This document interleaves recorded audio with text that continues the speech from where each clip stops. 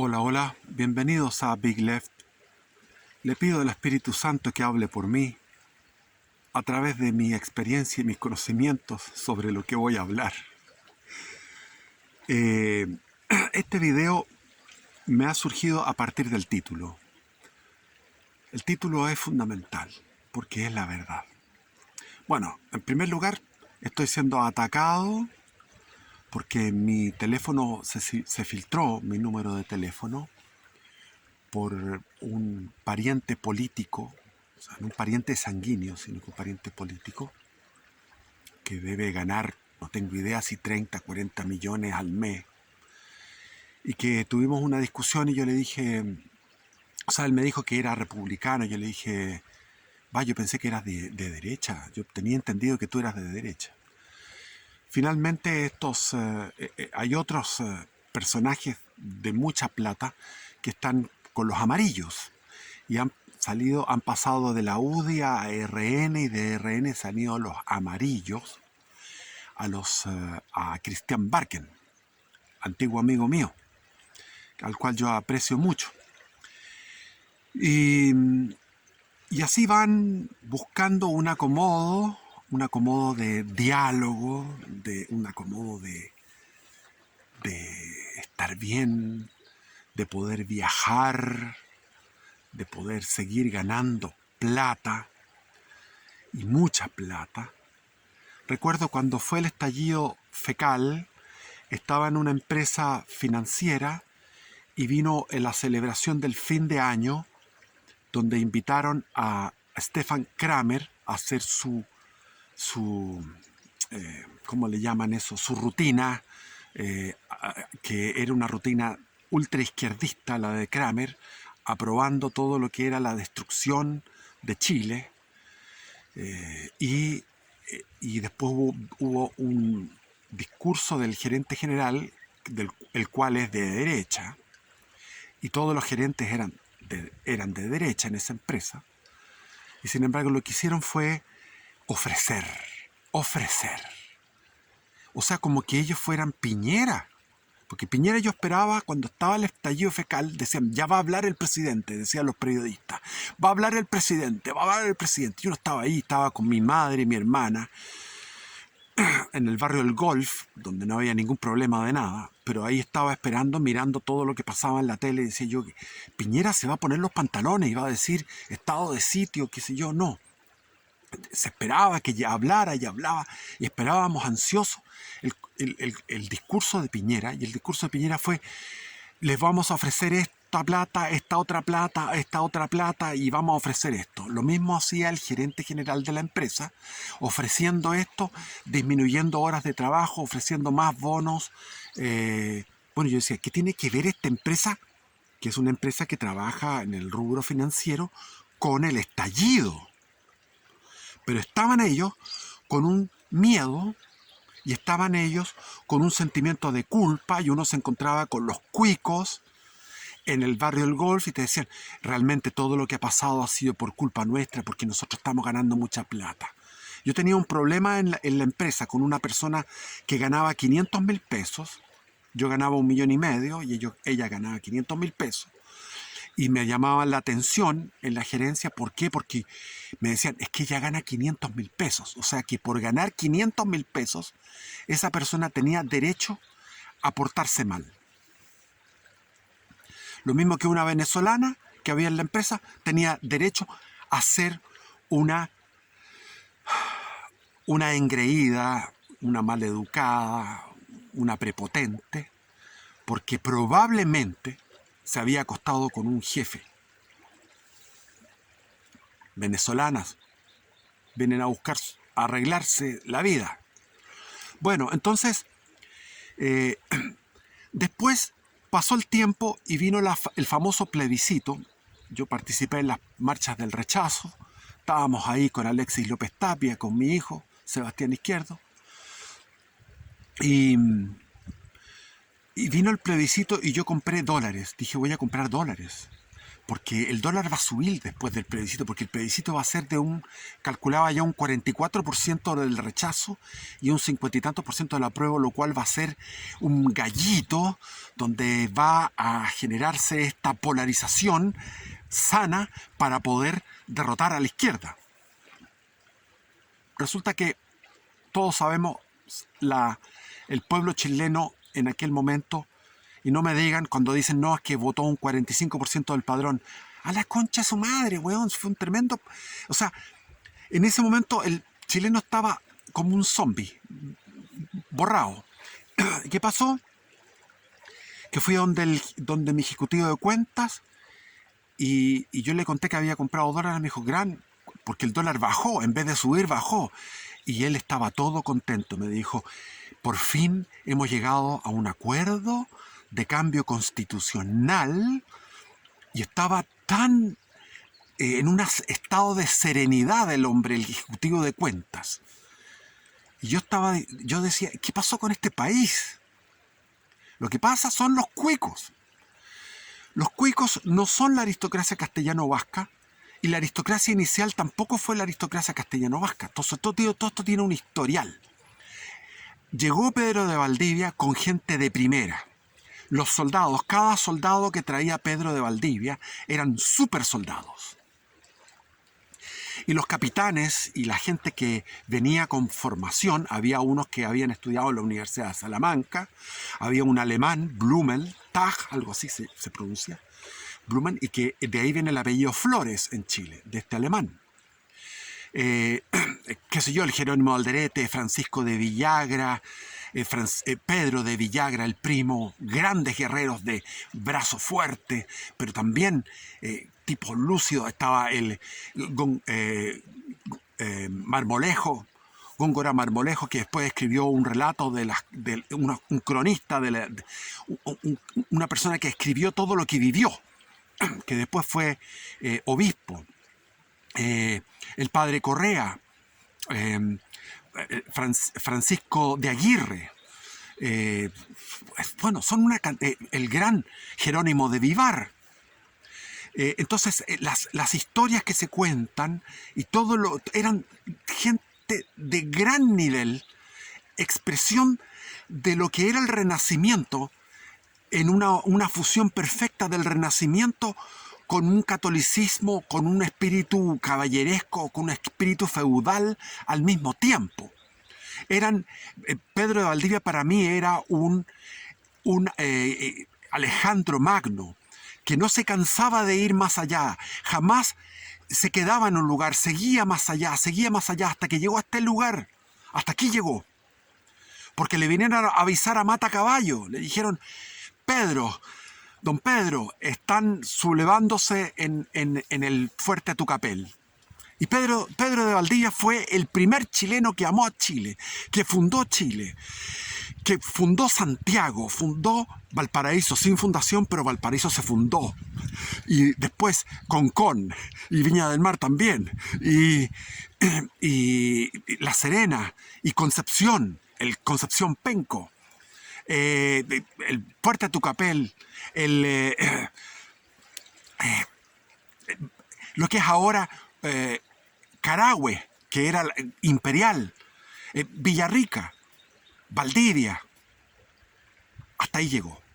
Y puso el nombre de Valdivia, hasta ahí llegó.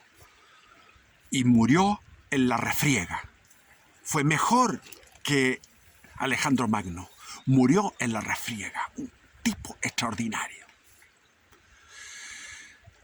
Y la primera aristocracia chilena se forjó a partir de capitanes que venían a guerrear.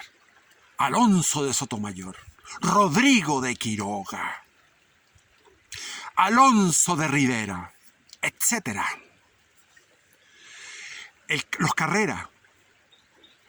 Luis Carrera era un antepasado de los Carrera, guerrero en Pineda y Bascuñán. Ahí está el relato maravilloso, el libro que se lo recomiendo, El cautiverio feliz de Pineda y Bascuñán. Eso es para un video completo. Pero después llegaron, en el siglo XVII, XVIII sobre todo, los vascos. Y los vascos empezaron a a ver un negocio, porque venía, como dicen, el hambriento discurre más que un letrado.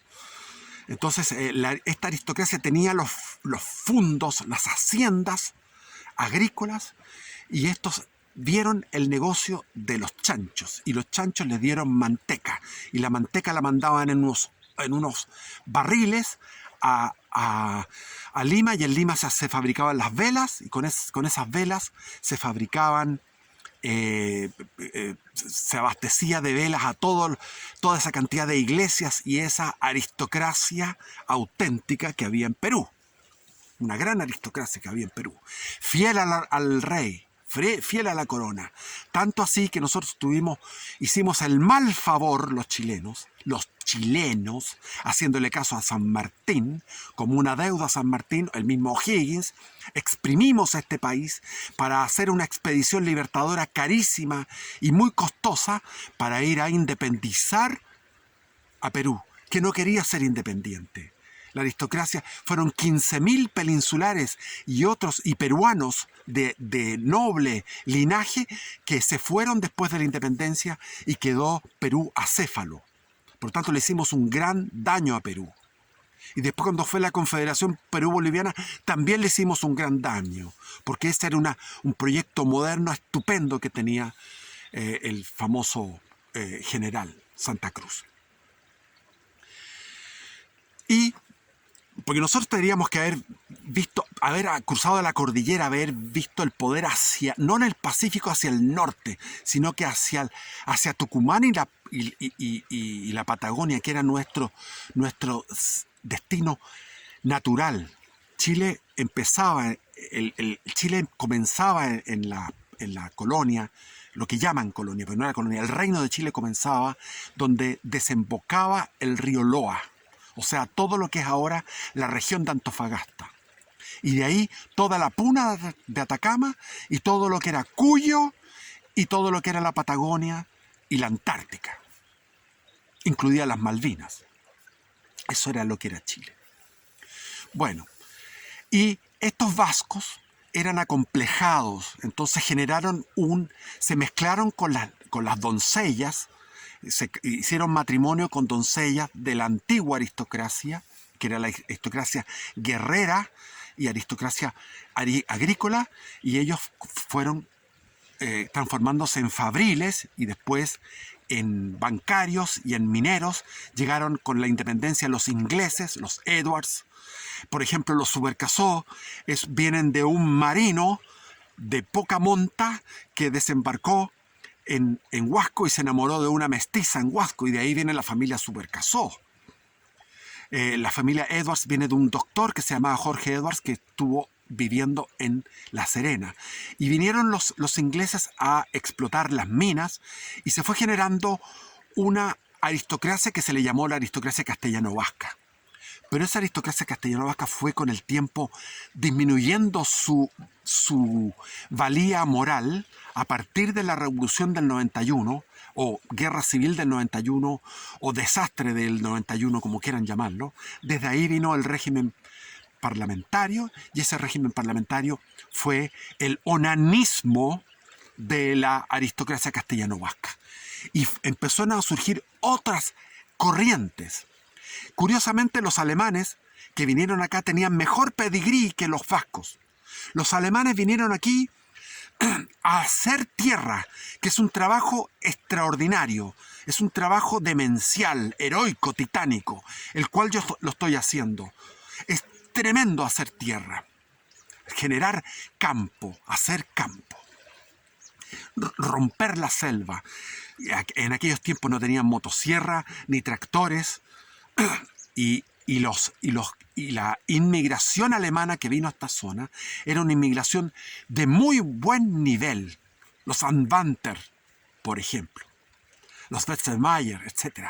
Era gente que venía huyendo, eran gente intelectual que venían huyendo porque eran liberales, de la represión que se produjo porque ellos habían participado en la revolución del 48 en la zona de Sajonia y Hamburgo. Entonces, eran mejor gente. Pero los vascos le dieron un sello a la aristocracia que era más que castellano, era una aristocracia más vasca que castellana. Ellos mismos, los vascos, fueron los que iniciaron la independencia, el grupo de los 800, los famosos larraínes. Entonces, los apellidos que participaron en esta sacudida libertaria y egocéntrica con respecto a la corona y a la península, con respecto al gran reino de la hispanidad, fueron precisamente la veta vasca. Y ahora, ¿qué pasó? Que son acomplejados. No tienen realmente la nobleza, el linaje, y eso generó un tipo de clase alta en Chile. Después llegaron otros nutrientes a esa clase alta, los mismos palestinos, judíos, que incorporaron otro tipo de valores. Tanto es así que con un hombre de clase alta chileno uno no puede hablar de política, porque tú le hablas de política y no te contestan. Si tú les hablas si existe Dios o no existe Dios, no te contestan. Tú no sabes si creen o no creen en Dios. No sabes qué piensan. Es que no piensan en nada. Son una mierda. Solo piensan en plata, en negocios, y cuando piensan más allá, hablan de viajes.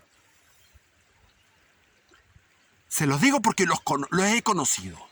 Tú hablas algo interesante y te dicen, muy interesante. Se dan media vuelta a hablar a otro lado en un cóctel. No quieren temas que sean cultos.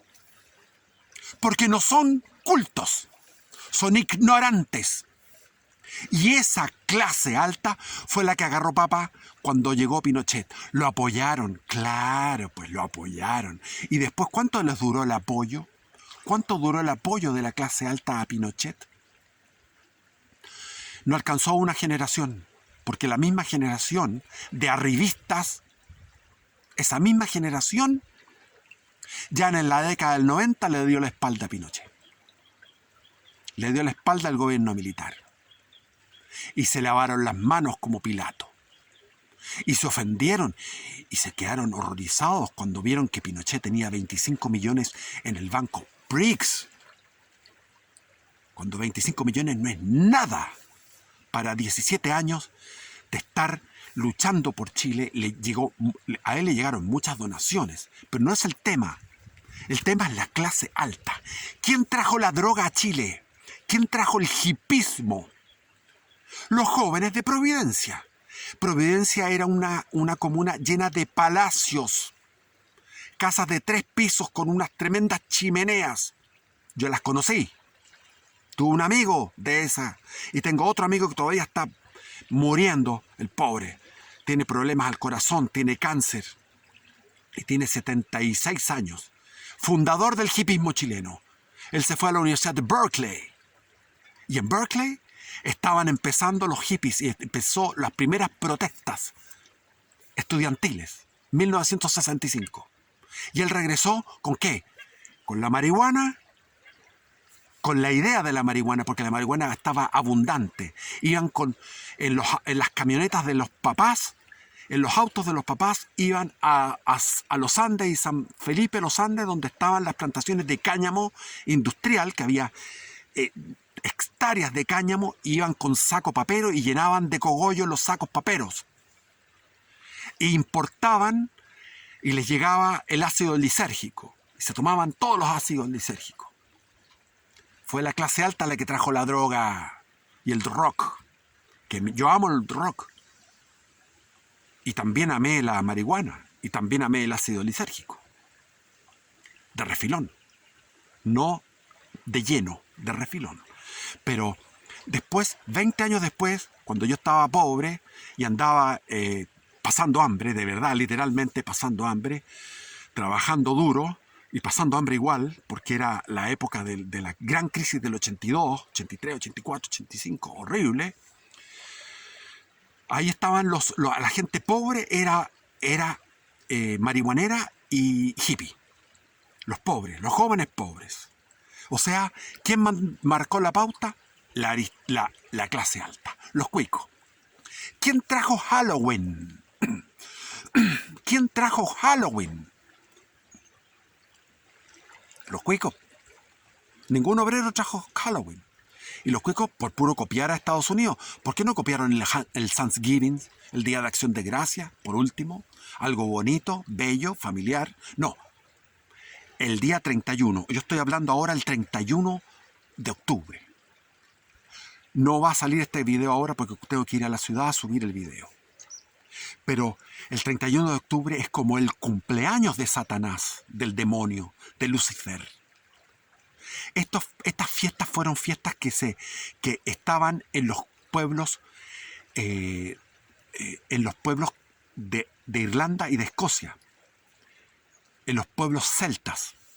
¿Quiénes tenían esta fiesta? Los druidas, los sacerdotes celtas, que tenían miles de demonios, miles de deidades demoníacas. Y la número uno, que era el señor de la muerte, era el... se me olvida el nombre, pero Samwise.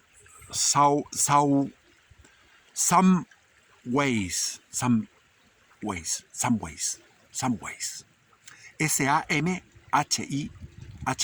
Samway. Samway era una divinidad espantosa, como las divinidades que tenían los aztecas. Se le ofrecían sacrificios humanos. Eso de las calabazas, con esas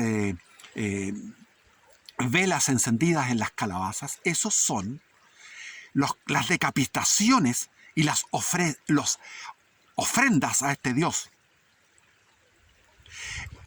Eran cosas abominables del paganismo. Entonces el Papa, y nada más que por Irlanda y por Escocia, por estas costumbres célticas, nada más que por eso instauró la fiesta de todos los santos el 1 de noviembre. No lo hizo el 31, porque dijo el 31 es ese día maldito. No quiero que... voy a hacerlo el día siguiente. Y sin embargo quedaron las costumbres de ese 31 de octubre.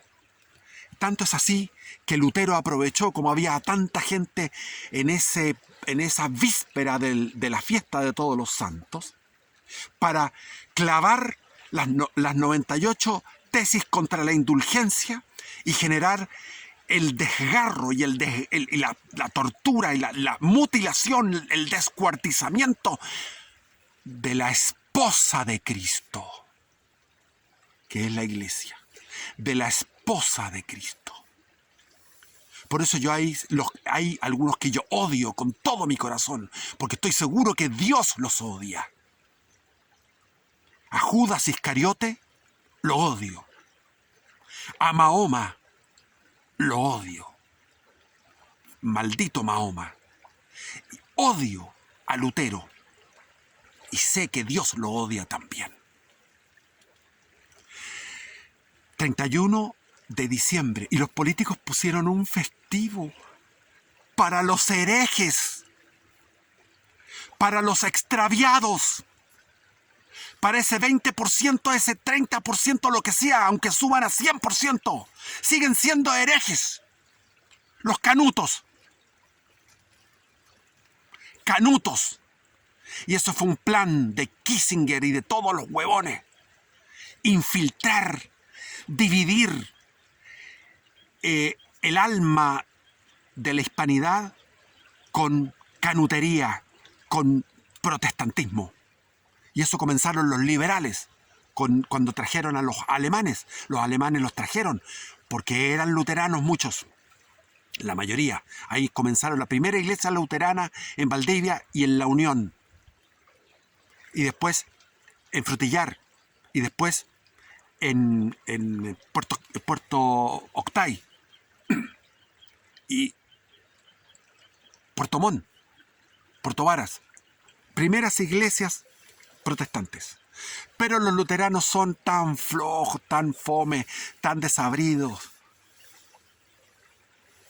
Lo peor fueron los pentecostales que agarraron el pueblo, pero sigamos con nuestra línea. Los cuicos trajeron Halloween. Y los cuicos ahora han traído la Constitución. Pues hombre, la Constitución.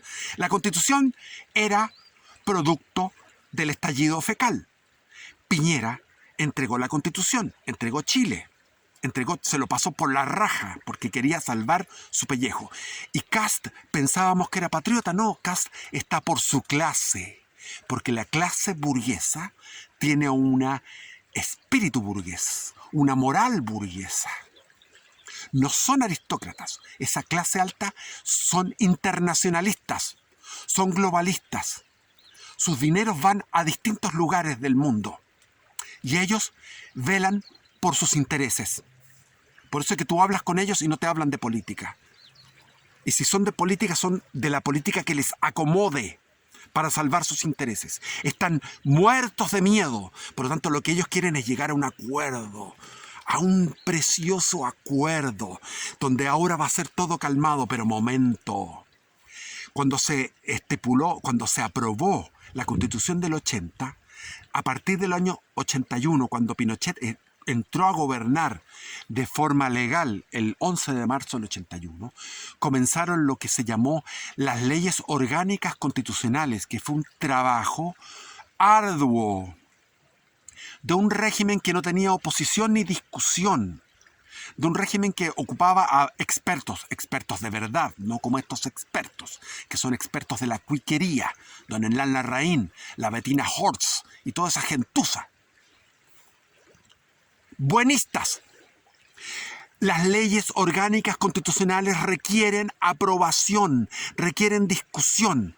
Está muy bien la metáfora que ocupa Pedro Pull, que tenemos la Constitución es un esqueleto, pero hay que darle órganos, hay que darle vida, hay que darle sangre, hay que darle corazón, hay que darle riñones, hay que darle estómago, hay que darle funcionamiento a la Constitución. Y esas son las leyes orgánicas constitucionales, que no están aprobadas y que vamos a entrar en una incertidumbre. Esa incertidumbre va a estar durante mínimo 10 años. Si se demoró Pinochet en el gobierno militar, sin oposición, se demoró en hacer todas estas leyes orgánicas constitucionales durante 8 años. ¿Cuánto nos vamos a demorar en esta fucking constitución de cuicos para salvar su fucking podrido y abominable ano cuico? Por eso que cuando yo era joven quería eliminar a los cuicos y me hice comunista con los huevones. Son buenistas los huevones. Siempre son buenistas. Siempre están por esa cosa. Lo que les contaba de mi empresa, al tiro, pero ¿qué tiene que ver el estallido fecal con subir sueldos? Y ya, yo les digo, era perfecto, los sueldos eran altos, se trabajaba poco. ¿Por qué tenían que dar? ¿Por qué? Y Allende iba a decir, miren, ¿por qué Piñera? Etcétera. Estoy desahogándome. Fucking republicano. Persiguiendo a este viejo, man. Filtrando mi número de teléfono. Y haciéndome funa. Llamándome todo el día. Tengo que poner el celular en modo avión. Hijo de la grandísima. Pero yo me recuerdo la cantata de Santa María. Y ustedes que ya escucharon la historia que se contó, no sigan allí sentados pensando que ya pasó. No basta solo el recuerdo, miremos la realidad. No basta solo el lamento, el llanto no bastará. Y ahí empiezan los charangos. Es Chile un país tan largo, 1000 cosas pueden pasar. Si es que no nos preparamos, resueltos para luchar. Tenemos razones puras, tenemos por qué pelear. Tenemos las manos duras, tenemos por qué ganar. Y ahí sigue la canción. Esa es la canción que tenemos que cantar. Los patriotas estamos en este momento por el en contra. ¿Quién iba a pensar que íbamos a votar lo mismo que la izquierda? La izquierda llama en contra, invoca a Allende. Dicen, dijo un tipo ahí con unos anteojos colorados, dijo, yo por la memoria de Salvador Allende voy a votar en contra. Nosotros los patriotas, por la memoria del general Augusto Pinochet Ugarte, vamos a votar en contra. Ellos están haciendo un repliegue táctico, la izquierda, porque están esperando, votan en contra y van a esperar el momento preciso para dar otro intento de golpe de Estado, otro estallido fecal y una constitución como la que quieren ellos. Y nosotros también tenemos que hacer el repliegue táctico. Y tenemos que tener ese espíritu combativo, ese espíritu callejero. ¿Por qué no tomamos el Palacio de Justicia, una turba? Agarremos ese Palacio de Justicia, hagámoslo mierda al Palacio de Justicia. Tomemos la moneda nosotros, los patriotas. Y los patriotas de la quinta región, tomen el Congreso de mierda. Eso es lo que tenemos que hacer. Con fuerza, con vigor, con rabia. Toda la clase política. La izquierda, con su locura, con su estupidez, hemos votado 70.000 millones de pesos, no sé cuánto, 75, un montón de plata, para su mamarracho, para su convención estúpida, escandalosa, y ahora con los cuicos, con los republicanos y con los Chile Vamos, que es la nueva democracia cristiana, con eso estamos darle en el gusto al Partido Comunista y al Frente Amplio en su delirio. ¿Y quiénes fueron los que estuvieron haciendo el famoso acuerdo el 25 de noviembre? Todos, menos el Partido Comunista, porque el Partido Comunista no necesita plegarse, ellos están aparte. Ellos estaban aparte también de la aprobación de la reforma constitucional de 1989, que se suprimía el artículo 8 y lo firmó el mismo Pinochet.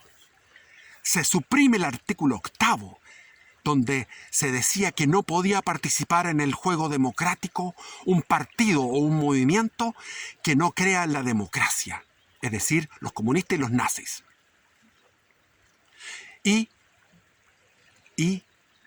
inocentemente se dejó estar a los comunistas. Los comunistas trabajaron en el tejido social, trabajaron en los sindicatos, trabajaron en la educación, en el periodismo, en el poder judicial, en los media, y ganaron. Y tenemos que hacer lo mismo nosotros ahora.